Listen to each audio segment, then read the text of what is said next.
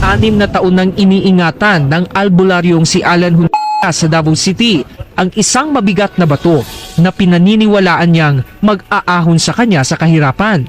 Kwento ni Alan, noong 2005 habang naliligo sila sa isang ilog kasama ang kanyang kapatid, may bigla umanong bumagsak mula sa kalangitan na nagliliyab na bato.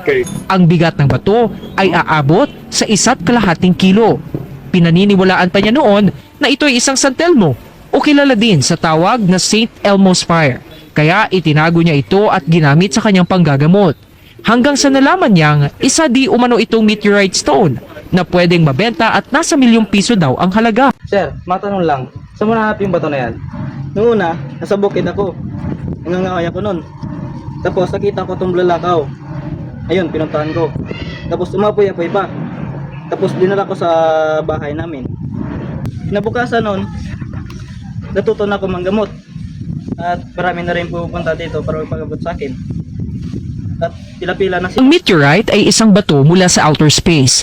Parte ito ng isang asteroid na humiwalay. Nagliliyab ito dahil sa sobrang init habang pumapasok sa atmosphere ng Earth. At ito ang kadalasang nakikitang shooting star. Karamihan ito ay naaabo sa ere pa lang. Pero kapag bumagsak sa lupa, nagiging meteorite na ito. Ipinakita ni Alan ang mga basic test upang malaman kung meteorite ba talaga ito. So ngayon, ipapakita ko sa inyo yung 3 basic tips kung paano malaman kung totoong bulalakaw ba to. Una, pag nahati ito, totoo to. Dito. Oo. Totoo yan. Nahati. So ngayon, ipapakita ko naman sa inyo yung pangalawang step. Pag lumubog to sa tubig, totoong bulalakaw to. So ngayon, itatry na natin kung lulubog ba to sa tubig. Ayan nga, lumubog nga siya. Totoo nga.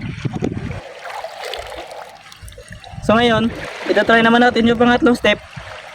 Kapag sinindihan natin to at hindi umapoy, totoong bulalakaw to. Kapag hindi umapoy, hindi bulalakaw. So ito na. Ang pangatlong step. Sinindihan natin. Kapag umapoy to, hindi to bulalakaw. Kapag hindi umapoy, bulalakaw to. Ito na. So yun, hindi umapoy. Totoong bulalakaw to. Kung mapapatunayang meteorite, aabot sa $1,000 per gram ang halaga nito. Kung makukumpirmang meteorite at maibebenta, nais din ni Alan na makatulong sa iba. Napatunayan natin na bulalakaw ito. At kapag naibenta ko na to at yumaman ako, ipapagawa ko to ng bahay, bibili ako ng kotse, at yung iba, ipapamahagi ko sa mga kapitbahay ko. Mga tropa ko pala dyan, kapag yumaman ako, ipamimigay ko yung mga lumang brief ko sa inyo.